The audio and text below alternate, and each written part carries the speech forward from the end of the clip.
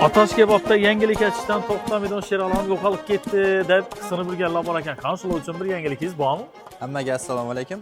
Bugun biza Atash kebabda krilichka marinovka ketchakmiz. Bundan keyin bemalol kelib yeyishingiz mumkin. Sujji, adji.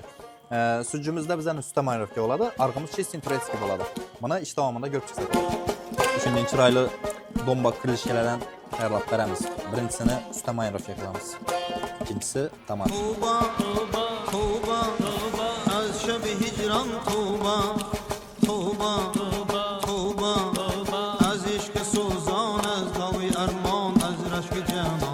Her bir krilichkamizni shunday mehr bilan chiroyli qilib marinovka qilib beramiz.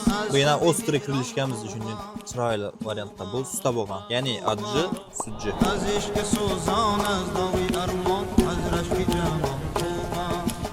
Marinatdan chiqqan krilichkalarimiz chiroyli etib endi setkada barbekü qilamiz. Вот так.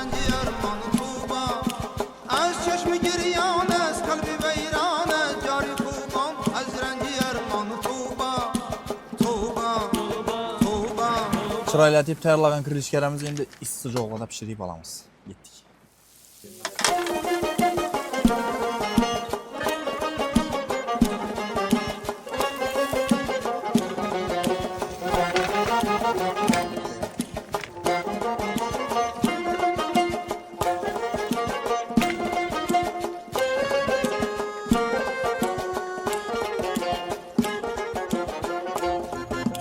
Krilichkamiz tayyor bo'ldi. O'zim pishirib, o'zim baho bersam bo'lmaydi. Shuning uchun fanda bahosini berasan. Og'a, ko'rinishi o'zi tushuntiribdi bu krilichka. Qani bahosini berga.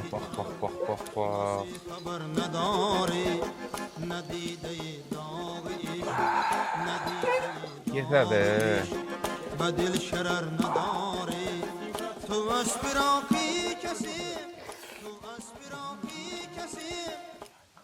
Bomba. Gelip, yiyip, baha beraber Atash kebab yangilik açışdan toplamayız. از شب هجران توبه توبه